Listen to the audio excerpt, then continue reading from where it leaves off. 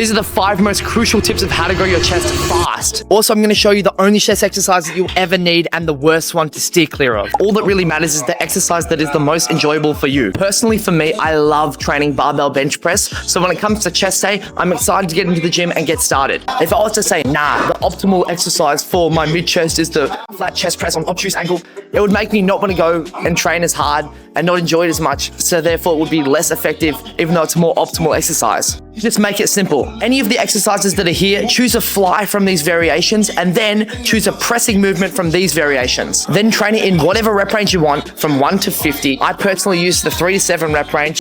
Take it as close as you can to failure. Choosing an exercise which you actually enjoy is going to make you get better at the movement because you can do it more and therefore you're going to progressively overload and grow a bigger chest. Simple as that. The second tip is about overtraining / recovery. You only need 4 to 6 sets of chest volume per week. You don't need to train it like it's a different muscle. Put your chest exercise as your first exercise if your main goal is to grow your chest. When I first started lifting, I was doing 15 sets of chest per session twice a week. That means 30 sets of chest per week. That is insane. If your chest is still able to work after that, that either means that you're not training with the correct intensity or you're on steroids. My third tip is to stop doing lower chest exercises. They're useless. They simply just take up time and they also use energy which could be used on a better chest exercise. Your lower chest is active in every pressing movement anyway, so there's no need to put additional load on it. Instead, get rid of it and use that energy to train harder on your other chest exercises. The fourth tip is how you can easily reduce your mistakes.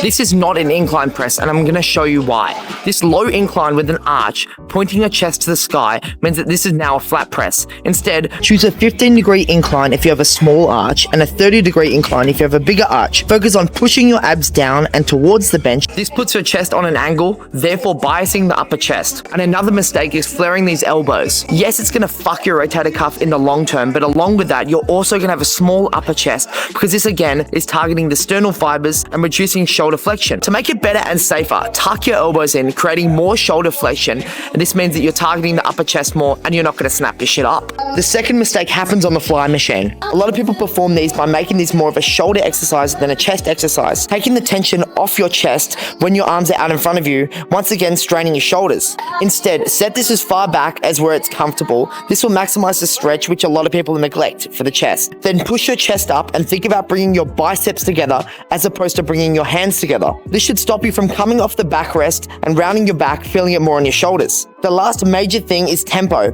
Aim for a 1 second for the concentric when you're pressing the weight up, and then 3 seconds for the eccentric when you're controlling the weight back down. And this is the only chest exercise that you'll ever need. Here's exactly why. The upper chest is the most aesthetic and hardest to grow.